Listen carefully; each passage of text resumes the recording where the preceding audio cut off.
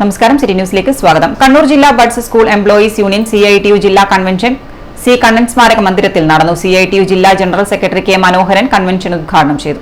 Buds സ്കൂളുകളിൽ സർക്കാർ പ്രഖ്യാപിച്ച ശമ്പളം എല്ലാവർക്കും നൽകണമെന്ന് തദ്ദേശ സ്വയംഭരണ സ്ഥാപനങ്ങളോട് കൺവെൻഷൻ ആവശ്യപ്പെട്ടു.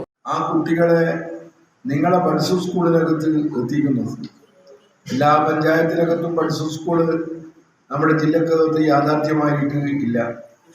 കഴിഞ്ഞ ദിവസം എനിക്കൊരനുഭവം ഉണ്ടായി. എൻ്റെ നാട് കോട്ടയം ഗ്രാമപഞ്ചായത്ത് ആണ്. കോട്ടയം ഗ്രാമപഞ്ചായത്തിനകത്ത് ഒരു ബഡ്സ് സ്കൂള് ഇല്ല.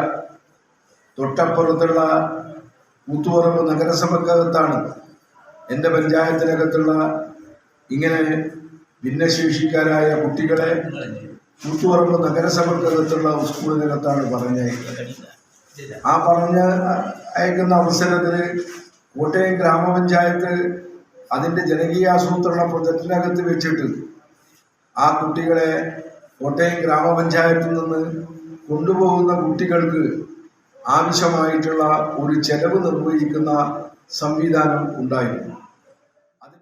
MC ഹരിദാസൻ അധ്യക്ഷത വഹിച്ചു. KP Haima, PV Simi, Nisha Edavana, EP സൂര്യ, NT റോഷ്നി തുടങ്ങിയവർ സംസാരിച്ചു.